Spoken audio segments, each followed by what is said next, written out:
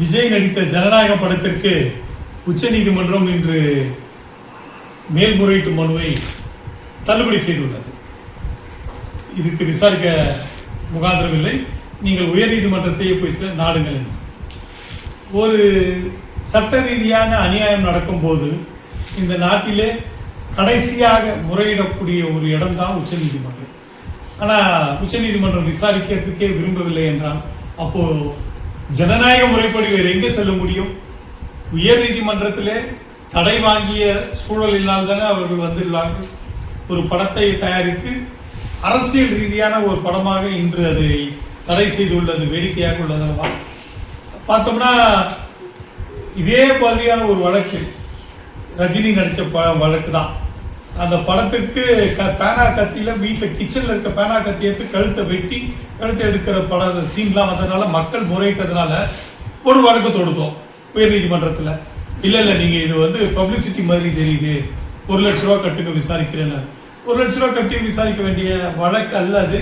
அதை என்ன இருக்கிறதுல மக்களுக்கு பாதிப்பு ஏற்படும் என்பதற்காக தான் நாங்கள் அந்த வழக்கை தொடுத்தோம்.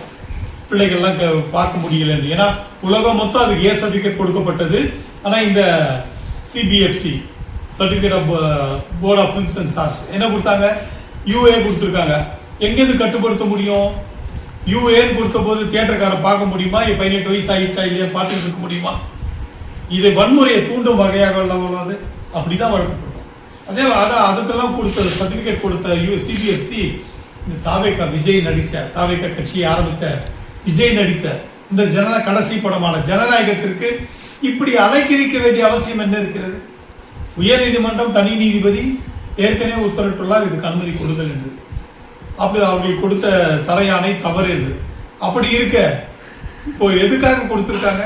என்ன பயன்? இது ஒரு அரசியல் ரீதியாக தெரியுது.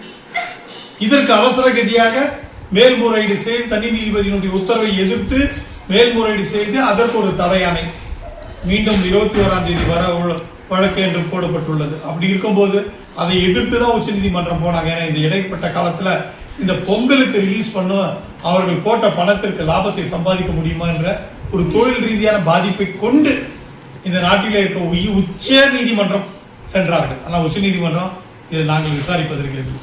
அப்ப நீங்க விசாரிக்கிறதுக்கு இல்லைனாக்கா அதை யார் விசாரிக்க போறாங்க? ஜனாதிபதி கிட்ட தான் முறையிடணுமா?